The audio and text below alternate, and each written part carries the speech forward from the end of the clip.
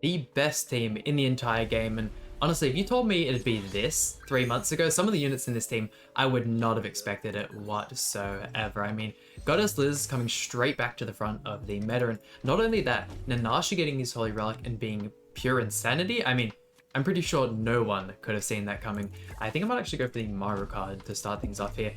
Unfortunately, the kill power isn't the greatest on this team, so getting rid of the Mael turn 1 isn't usually something you can get done anyways, but we're going to struggle a little bit for damage. We're definitely going to be able to get him low, especially with the crit chance rolls helping out just a little bit there.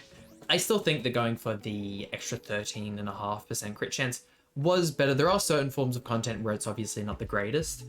Stuff like Nidhogg is pretty much guaranteed to crit, and then even just attacking certain enemies is not guaranteed to crit, or he's already guaranteed to crit, so you're losing just a tad bit of damage. Of course, as a association as well, he'll miss out on a little bit, but other than that, I mean, as the meta goes on, I feel like this is definitely going to be the right play.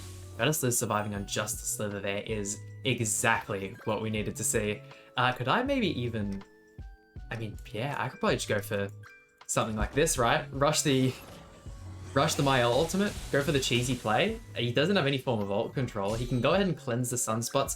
He starts to work through the Elizabeth revive, which he can easily do in one hit. Whether or not he can kill my Mael in the 2 extra cards he gets, probably not going to be able to happen. Oh. Definitely killing the Elizabeth. Yeah, we should be alright here. We're also going to get to keep the Nanashi buffs on our Mael. Let's see, rank up with you. I'll use another buff card to get us that even bit stronger with the Margaret passive, or it might be a Holy Relic. I'm not 100% sure from memory. And then we can Mael snap him away at 5-6, so not completely maxed out, but if this triple crits, probably looking at like 3 million damage.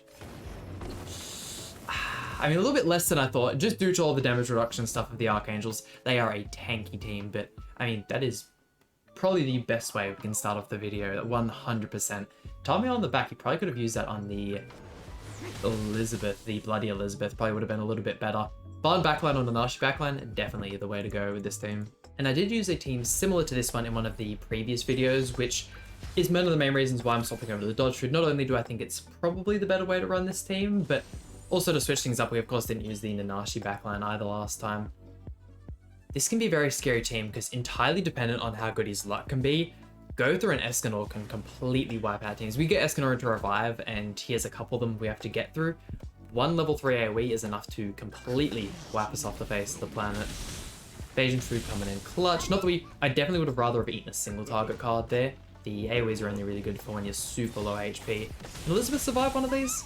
She definitely can't. That's fine. Oh, another one. Well, you're just straight up killing Elizabeth. Survive the Scorch? Yeah, I don't really like the look of that. What are we playing with here? What's the Meliodas association? And based on that, yeah, I think I'm pretty keen on going for this here. I think this will be the way to run things.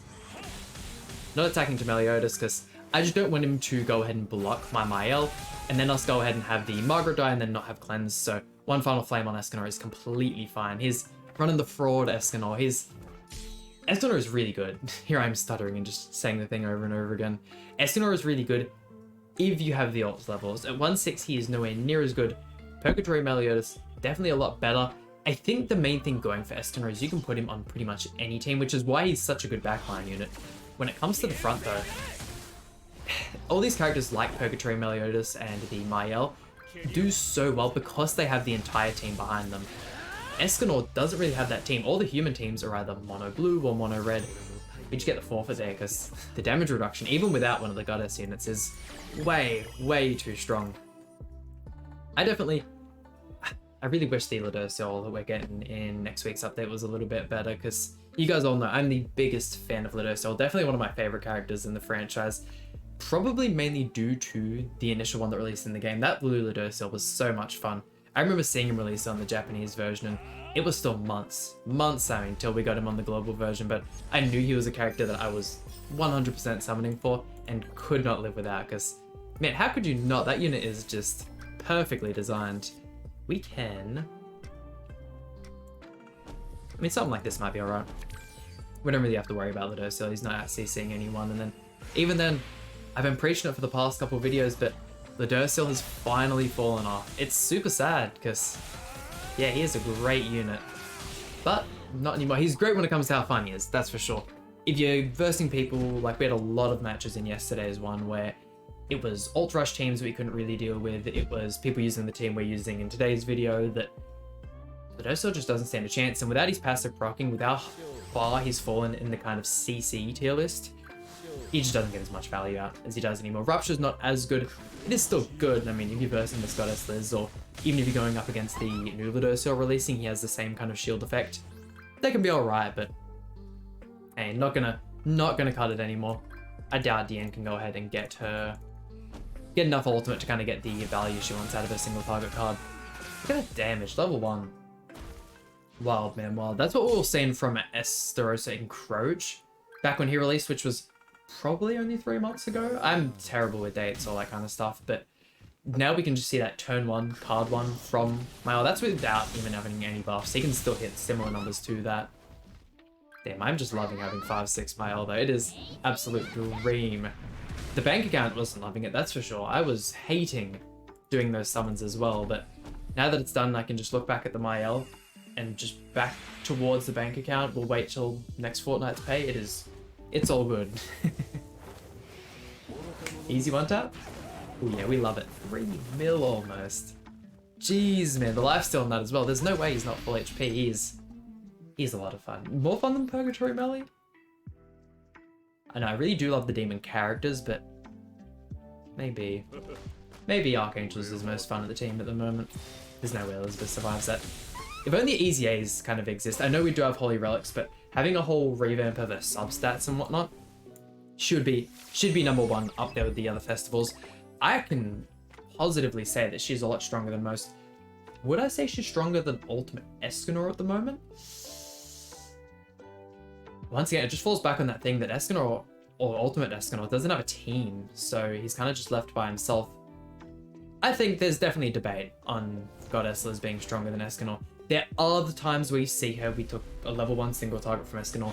She ended up proccing her own revive. Sure, that's fine, but everything else you get, stun, all that, it's really, really strong. If you're not coming up against the Margaret that can't deal with that kind of stuff, you're going to be fine. I'm going to go for the Margaret card first, just in case there's any evasion food. I don't know why I was feeling like this guy'd have some equipped. Then we get rid of the melee. This team really falls off, and yeah, there's just not much Chandler can do afterwards. I'm more than happy with how this team showed off so far. Really, no crits from Mael.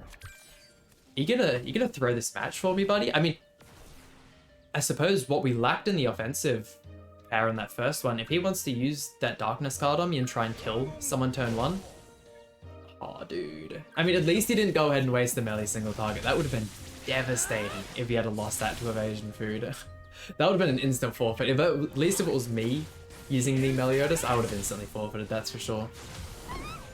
Sweet, revive. Meliodas is pretty much back at full HP. This time we'll use the Breath of Bless though. Oh, Bless of Breath? Yeah, I got into those. I got those the wrong way around. I'm just rambling at this point. It is so late where I am, but look at this. I mean, we need an Archangel that buffs attack related stats. Does the Ludosel do that? I don't think I have any actual translations for him, but even then, man, it's just, he's not as good as I wanted him to be.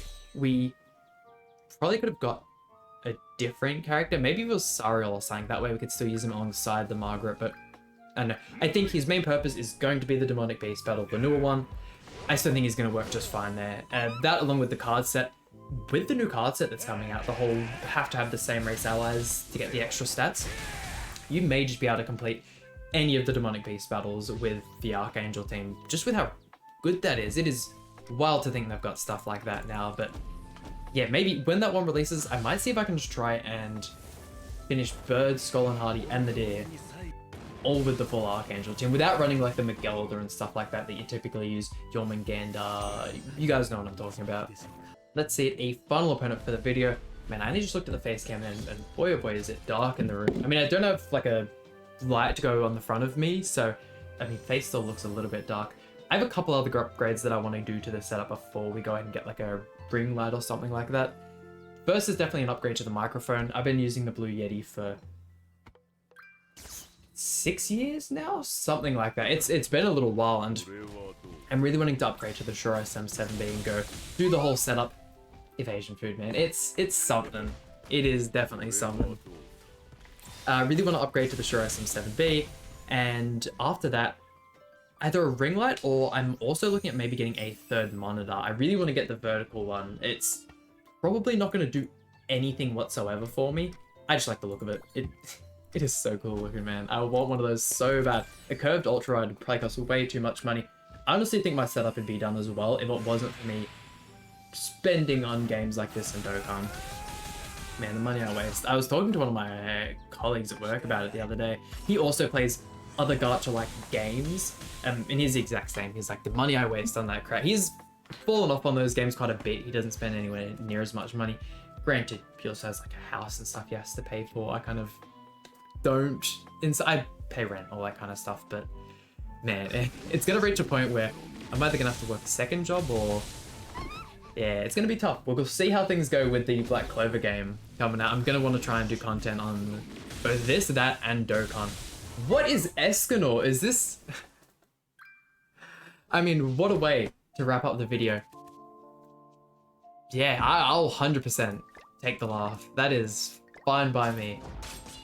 That's where Escanor still definitely holds up, and where scenarios like that make him way more valuable than the goddesses, that's for sure. Who knows, maybe I'm tripping for thinking that she could be better. I just think her value on the best team in the game at the moment makes her that spot. PvE content, sure. Escanor, Ultimate Escanor bodies every single day. No way, especially with the Labyrinth being out. I did a run on Labyrinth and I was like, oh, God run, this is really, really good content. And the recording got corrupted, so if you guys are wondering, that's why I haven't done a video on the Labyrinth yet, but there we go. That just about does it for today's video. Hope you guys enjoyed. If so, please leave a like and subscribe. Really means a lot to me, and I'll see you guys for some more Grand Cross content.